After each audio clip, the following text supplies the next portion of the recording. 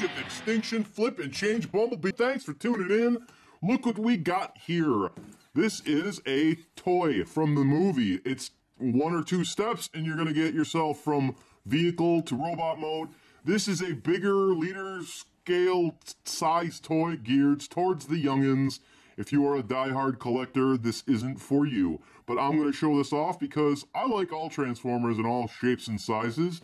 And these little one-step changers are a cool little novelty for me. So let's open her up and have a little fun.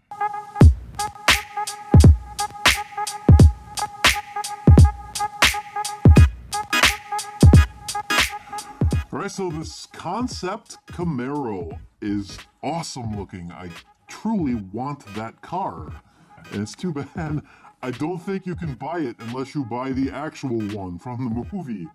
I love the look of the headlights on that thing and really want that to be production at some point. Maybe it will be, I don't know.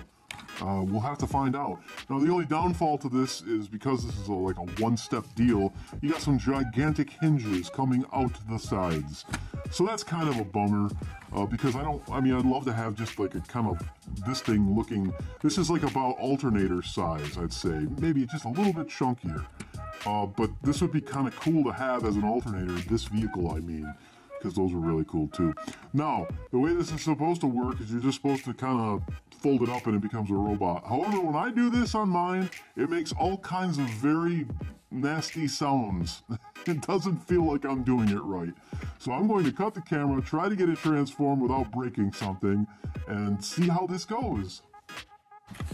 Okay, so just like Grimlock, you're supposed to pull these out, these arms I mean, and you just start spinning here. And as you spin, it should unfold. I was having a little bit of difficulty with that earlier, and it sounded like gears stripping. So, alright, see, it kind of makes a loud, ungodly click.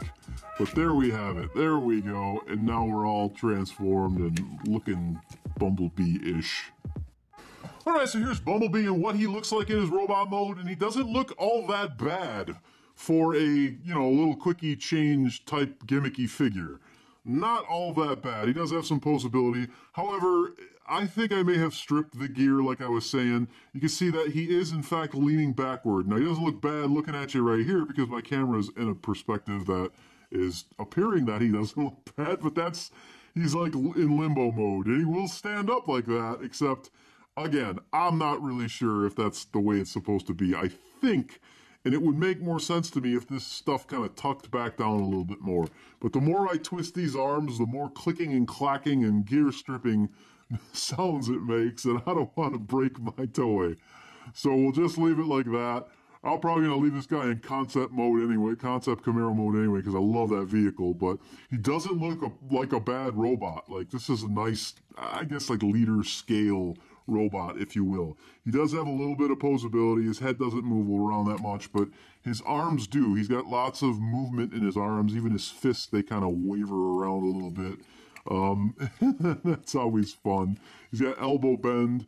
His legs, unfortunately, are 100% static. They don't move at all. The feet kind of go back and forth a little, but they're tied all together in with that mechanism, so you can't get much foot posability on him.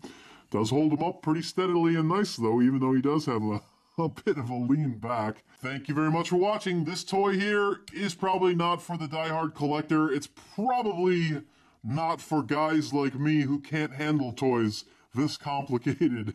Spin the arms, that's all you have to do. Somehow manage to strip a gear or slip a tooth or something.